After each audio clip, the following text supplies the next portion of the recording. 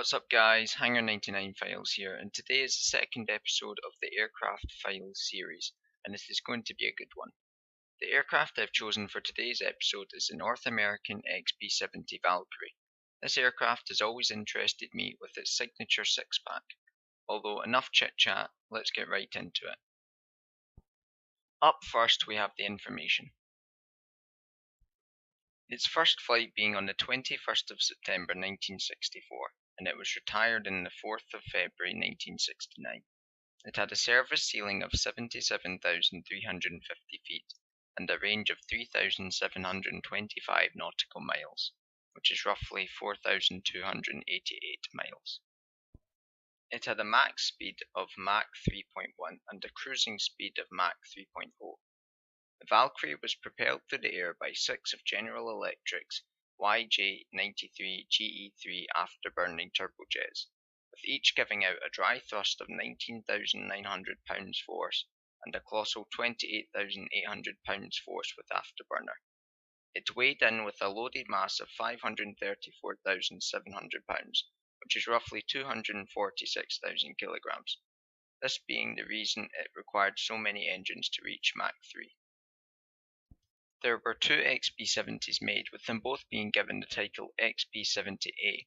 There were supposed to be other variants, but due to need of a long-range Mach 3 bomber becoming obsolete, the other variants were never built. The Valkyrie had a few incidents over its life, the first two being more minor, with the divider in the intake ramp breaking off and damaging the engines beyond repair, and with 2 feet of the leading edge of the left wing coming off due to high temperatures and stress as the Valkyrie surpassed Mach 3. The last incident was catastrophic. Whilst flying in formation, an F-104 Starfighter collided with the XB-70's right wing, lost control and destroyed its vertical stabilizers and damaged its left wing also, thus forcing the Valkyrie to go into an uncontrollable spin. The pilot, Al White, managed to eject but was badly injured, although sadly the co-pilot Carl Cross and F-104 pilot Joe Walker were killed in this incident. The XB-70 made its last supersonic flight on the 17th of December 1968.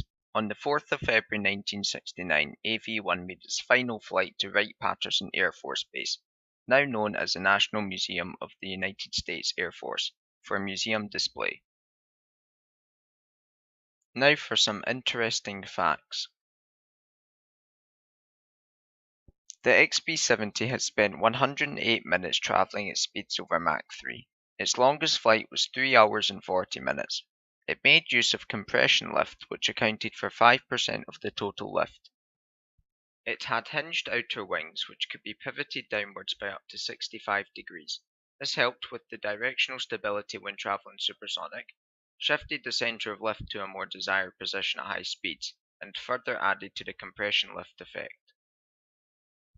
Data collected from the XB-70 program was later used in the B-1 bomber program and the American Supersonic Transport program, along with some of the data being collected through espionage to be used in the Soviets' Tu-144 supersonic transport program. The program cost roughly $1.5 billion. The Valkyrie became obsolete by the late 1950s due to advances in Soviet surface-to-air missiles, and eventually led to the Air Force cancelling the B-70 program. The Valkyrie was then built for experimental purposes, with 2 prototypes being built and a third cancelled before completion. Now for the rating. With its angled outer wings and long, sleek silhouette, the Valkyrie is a beautiful aircraft. Also, its front canards and not 1 but 6 turbojet engines justify me giving it a 10 for aesthetics. With its Mach 3.1 top speed and its 77,350 feet service ceiling, I'm inclined to give it another 10, but with it just falling short of last week's A12, I'm going to give it a 9.5 for performance. In terms of it being fit for purpose, the Valkyrie did what it was originally intended for, although demand for a high-flying supersonic bomber had vanished. It fulfilled its role as an experimental aircraft and provided countless data, which led to further developments in other programs. Therefore, I'm going to give it a 10. This brings our total average score to a blistering 9.83, which puts the XB-70 into first place, beating the A12 just in no more. To finish off, here is my personal opinion. The Valkyrie is one of my personal favourites, along with quite a few of the other experimental aircraft, but with its design being so far ahead of its time and its incredible performance, it truly will always be one of the greats. So there it is, the North American XB-70 Valkyrie, one of the greatest aircraft to have ever taken to the skies. Don't forget to subscribe, like, and comment, as it really helps me out a lot. Thanks for watching, and I'll see you in the next video.